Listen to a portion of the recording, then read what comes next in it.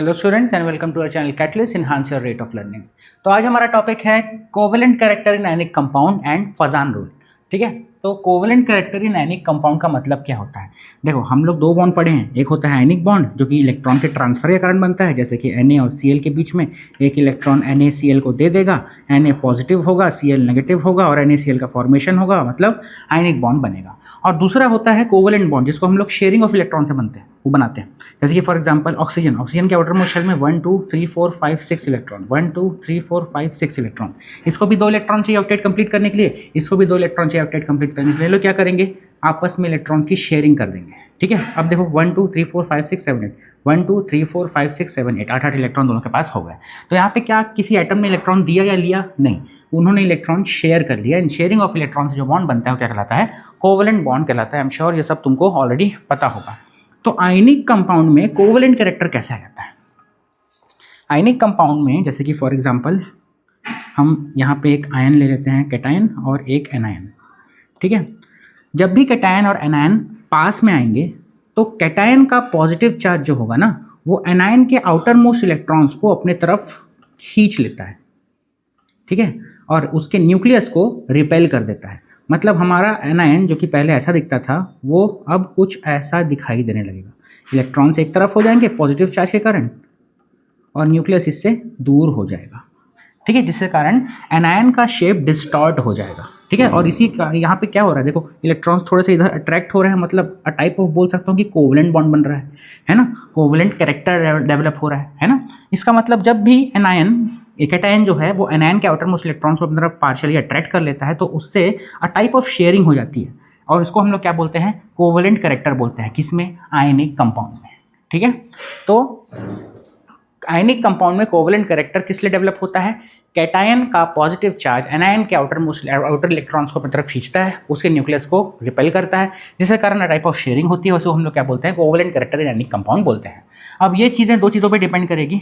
ठीक है, एक तो कैटायन की टेंडेंसी डिस्टॉर्ट हो जाने की, ठीक है, सॉरी, कैटायन की टेंडेंसी डिस्टॉर्ट करने की, मतलब कैटायन आउटर इलेक्ट्रॉन्स को कितना ज़ोर से खींचता है। ठीक है, उसकी टेंडेंसी को हम लोग क्या बोलते हैं? उसका पोलराइजिंग पावर बोलते हैं।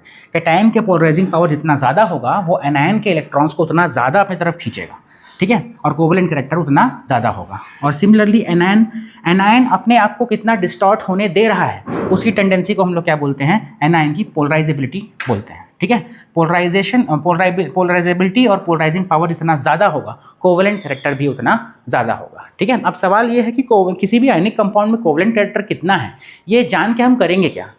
तो हम आयनिक कंपाउंड्स में कोवेलेंट कैरेक्टर जानने से हम लोग बहुत सारी प्रॉपर्टीज जैसे कि melting point, solubility, electrical conductivity, colouring nature, ये सारी चीज़ें हम लोग बता सकते हैं अलग अलग आयनिक कंपाउंड के। जैसे कि हमको 2 आयनिक कंपाउंड दे देगा और हमसे पूछेगा इन दोनों में से मेल्टिंग पॉइंट किसका ज़्यादा है, हमसे पूछेगा कि इसमें से कौन सा सॉल्युबल है कौन सा इनसॉल्युबल है, हमसे पूछेगा किसका इलेक्ट्रिकल कंडक्टिविटी ज़्यादा है, कौन अच्छे से इलेक्ट्रिसिटी को कंडक्ट करवा सकता है। हमको 2 कंपाउंड देगा और पूछेगा कि ये कलरलेस होता है लेकिन ये कलरफुल होता है, ऐसा क्यों? ये सारे सवालों का जवाब हमको कौन देगा? कोवेलेंट कैरेक्टर किसमें ज़्यादा है ये देगा। ठीक है, जैसे कि फॉर एग्जांपल मेल्टिंग पॉइंट की बात करें तो याद रखना जिसका कोवेलेंट कैरेक्टर ज़्यादा उसका मेल्टिंग पॉइंट कम होता है। ठीक है, जैसे कि NaCl का कोवेलेंट कैरेक्टर कम है, AgCl का कोवेलेंट कैरेक्टर ज़्यादा है, तो मेल्टिंग पॉइंट किसका ज़्यादा होगा? NaCl का ज़्यादा हो जाएगा। ठीक है, सॉल्युबिलिटी की बात करें, जिस कंपाउंड में कोवेलेंट कैरेक्टर ज़्यादा होगा उसकी सॉल्युबिलिटी कम होगी। क्यों?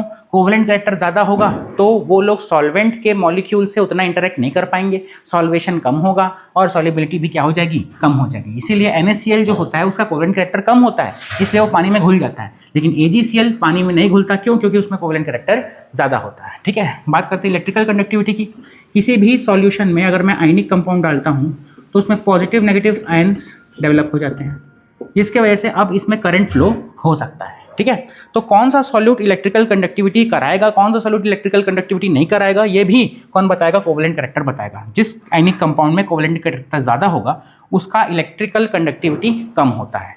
ठीक है, कलरिंग नेचर की बात करूं तो कोवेलेंट कैरेक्टर जितना ज़्यादा होगा सब्सटेंस उतना ज़्यादा कलरफुल होता है। अब सवाल ये उठता है कि हम कैसे बोल सकते हैं कि कोवेलेंट कैरेक्टर इसका कम होता है इसका ज़्यादा होता है ना? कोवेलेंट कैरेक्टर हम कैसे डिटरमाइन कर सकते हैं कि कौन से कंपाउंड का कोवेलेंट कैरेक्टर ज़्यादा होगा, कौन से कंपाउंड में कोवेलेंट कैरेक्टर कम होगा? इसी को बताने के लिए आया Fajans rule, which is our next topic.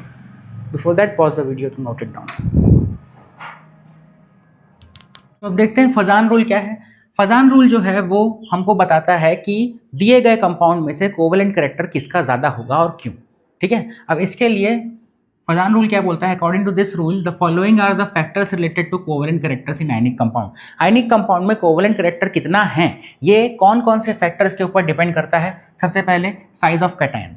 Cation का साइज मतलब पॉजिटिवली चार्ज स्पीसी का साइज जितना कम होगा वो एनायन के इलेक्ट्रॉन्स को उतने ज़्यादा जोर से खींचेगा, मतलब उसका पोलराइजिंग पावर ज़्यादा होगा। पोलराइजिंग पावर ज़्यादा होगा मतलब उसका कोवेलेंट कैरेक्टर क्या होगा, ज़्यादा होगा। जैसे कि for example BeCl2, MgCl2, CaCl2, SrCl2, RaCl2 में साइज सबसे छोटा किसका है, बेरिलियम का है। बेरिलियम का साइज सबसे छोटा है तो फिर वो इलेक्ट्रॉन्स को ज़्यादा जोर से खींचेगा, मतलब पोलराइजिंग पावर इसका ज़्यादा है।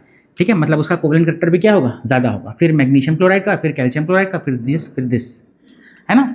तो जितना कम कैटायन का साइज होगा वो एनायन के इलेक्ट्रॉन्स को उतना ज़्यादा जोर से अट्रैक्ट करेगा और उसका कोवेलेंट कैरेक्टर उतना ज़्यादा होगा। ठीक है, इसके बाद बात करते हैं साइज ऑफ एनायन मतलब नेगेटिव चार्ज की। ठीक है, एनायन का साइज जितना ज़्यादा होगा एनायन के इलेक्ट्रॉन्स उसके खुद के न्यूक्लियस से उतने ज़्यादा दूर होंगे और कैटायन के पॉजिटिव चार्ज की तरफ ज़्यादा अट्रैक्टेड रहेंगे, मतलब वो लोग ज़्यादा डिस्टॉर्ट हो जाएंगे। मतलब मैं बोल सकता हूँ कि इसकी पोलराइजेबिलिटी उतनी ज़्यादा होगी, मतलब इलेक्ट्रॉन्स को कैटायन की तरफ छोड़ देने की एबिलिटी सबसे ज़्यादा होगी, मतलब उसका कोवेलेंट कैरेक्टर क्या होगा, ज़्यादा होगा। तो एनायन का साइज अगर ज़्यादा होगा तो कोवेलेंट कैरेक्टर ज़्यादा होगा, कैटायन का साइज ज़्यादा होगा तो कोवेलेंट कैरेक्टर कम होगा, याद रखना। ठीक है, तो यहाँ पे देख सकते हो NaF, NaCl, NaBr, NaI। इसमें Na तो कॉमन है तो हम एनायन का साइज को कंपेयर करेंगे। सबसे ज़्यादा एनायन का साइज किसका होता है, आयोडीन का, तो इसका कोवेलेंट कैरेक्टर ज़्यादा होगा, फिर इसका और सबसे कम इसका। ठीक है, तो कोवेलेंट कैरेक्टर जो है वो डायरेक्टली प्रोपोर्शनल होता है एनायन के साइज के और इन्वर्सली प्रोपोर्शनल होता है कैटायन के साइज से। ये चीज़ तुमको याद होनी चाहिए।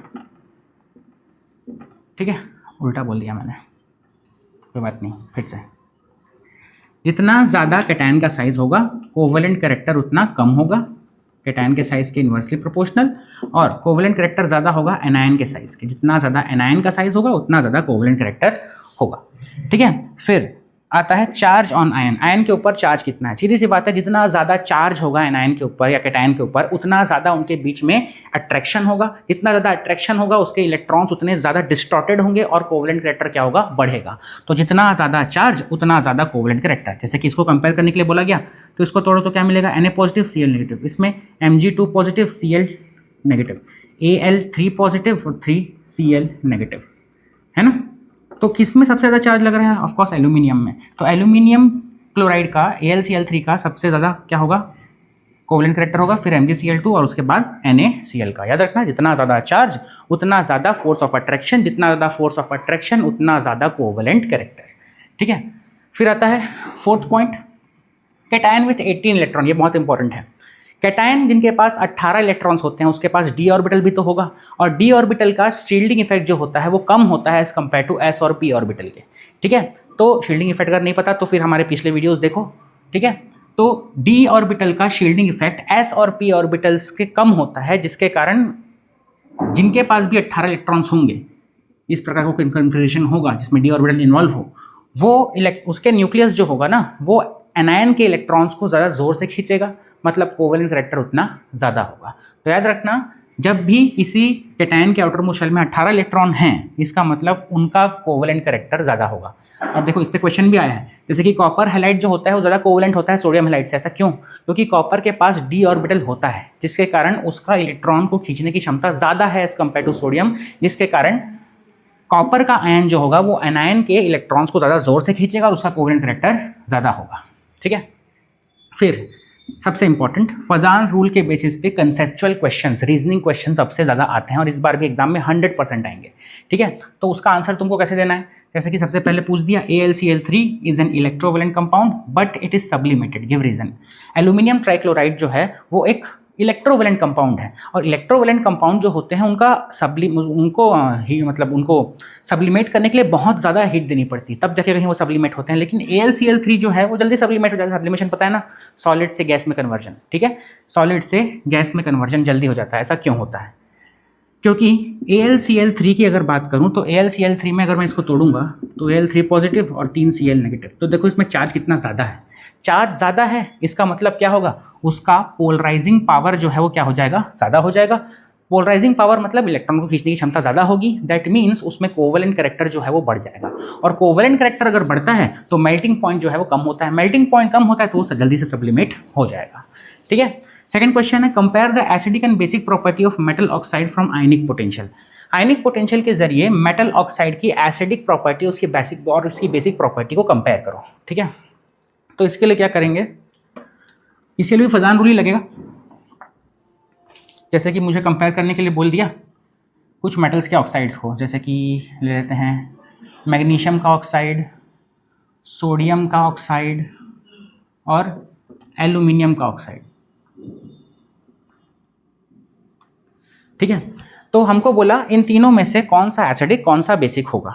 तो फिर याद रखना, जितना ज़्यादा कोवेलेंट कैरेक्टर होगा उतना ज़्यादा एसिडिक प्रॉपर्टी बढ़ेगी, एसिडिक कैरेक्टर ज़्यादा होगा। जितना ज़्यादा कोवेलेंट कैरेक्टर कम होगा उसकी बेसिक कैरेक्टर उतना ज़्यादा हो जाएगा। ये सिर्फ मेटल के ऑक्साइड्स के बारे में बात कर रहा हूँ मैं। ठीक है, तो सीधी सी बात है, एल्यूमिनियम ट्राईऑक्साइड का साइज सबसे ज़्यादा है एज कम्पेयर टू मैग्नीशियम और सोडियम। एल्यूमिनियम का साइज ज़्यादा है, एल्यूमिनियम का साइज ज़्यादा है मतलब उसका कोवेलेंट कैरेक्टर ज़्यादा होगा, कोवेलेंट कैरेक्टर ज़्यादा होगा मतलब एसिडिक प्रॉपर्टी ज़्यादा होगी, है ना। इसीलिए मैं बोलता हूँ Na2O जो है ना वो बेसिक नेचर का होता है। क्यों? क्योंकि उसकी कोवेलेंट कैरेक्टर कम है, एनिक कैरेक्टर ज़्यादा है, तो बेसिक नेचर का होता है। ठीक है, MgO का भी सेम केस है, MgO का कोवेलेंट कैरेक्टर कम है, आयनिक कैरेक्टर ज़्यादा है, तो फिर वो भी क्या होता है, बेसिक होता है। लेकिन अगर मैं Al2O3 की बात करूं तो फिर वो एम्फोटेरिक हो जाता है, मतलब it can behave both as an acid and as a base. क्यों? क्योंकि उसमें कोवेलेंट कैरेक्टर बढ़ गया, इसलिए उसकी बेसिसिटी थोड़ी सी कम हो गई एज कंपेयर टू सोडियम और मैग्नीशियम के ऑक्साइड से, इसलिए वो क्या है, एम्फोटेरिक नेचर का होता है।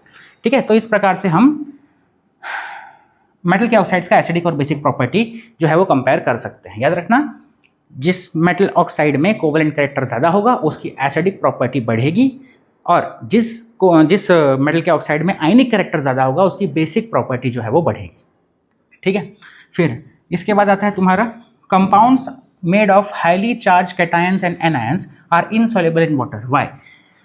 वो कैटायंस जब हमारे आयनिक कंपाउंड में कैटायन और एनायन के ऊपर चार्ज बहुत ज़्यादा होगा तो फिर वो पानी में इनसॉल्युबल होते हैं। ऐसा क्यों?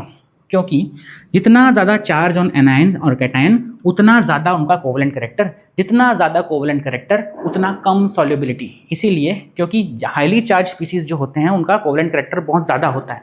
क्यों? क्योंकि उनका फोर्स ऑफ अट्रैक्शन ज़्यादा होगा, इलेक्ट्रॉन्स को वो लोग ज़ोर से अट्रैक्ट करेंगे, जिसके कारण इलेक्ट्रॉन का टाइप ऑफ शेयरिंग होगा और कोवेलेंट कैरेक्टर क्या हो जाएगा, बढ़ जाएगा। कोवेलेंट कैरेक्टर जितना ज़्यादा होगा वो सब्सटेंस उतने कम सॉल्युबल होंगे किसमें, वाटर में। ठीक है, इसीलिए highly charged cations and anions are insoluble in water. Fourth question, AgCl white colour का होता है लेकिन AgI येलो कलर का होता है। सेम रीजन है क्या, AgI में आयोडीन का size as compared to chlorine ज़्यादा है, मतलब इसमें कोवेलेंट कैरेक्टर क्या हो गया, ज़्यादा हो गया। जितना ज़्यादा कोवेलेंट कैरेक्टर उतना ज़्यादा कलरफुल स्पीसी। तो इसीलिए सिल्वर आयोडाइड का कलर येलो क्यों होता है, क्योंकि इसका covalent character as compared to AgCl ज़्यादा होता है। AgCl में कोवेलेंट कैरेक्टर कम होता है, मतलब उसका कलरिंग नेचर भी क्या हो जाएगा, कम, और वो वाइट कलर का दिखता है।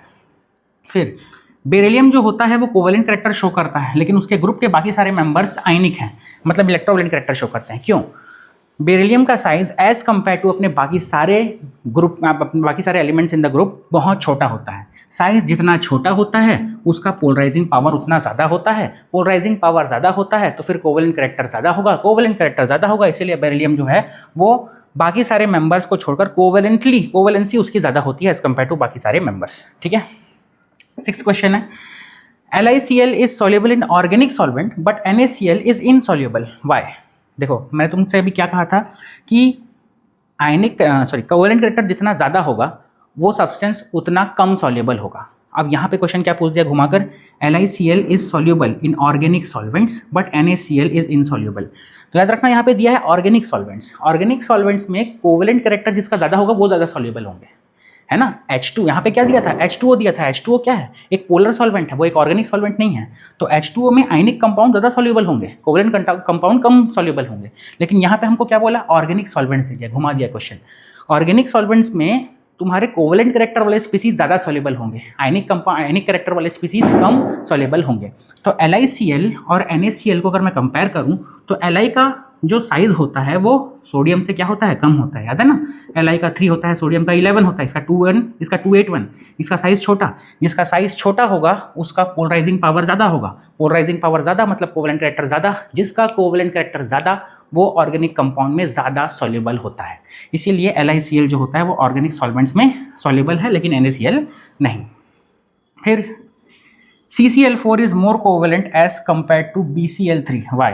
सेम रीज़न है।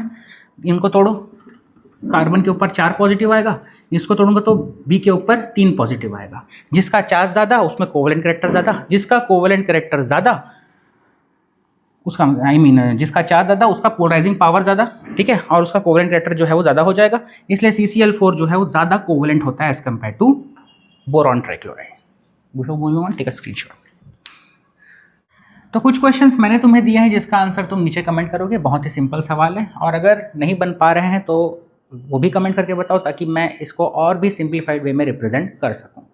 ठीक है, तो फाइनली हमारे यूनिट 2 का पार्ट ए जो है वो कंप्लीट हो गया, आयनिक बॉन्ड जो है वो कंप्लीट हो गया। अब part B which is covalent bond, ये हम आने वाले वीडियोज़ में कवर करेंगे। Till then this is Anmol Singh Thakur signing of.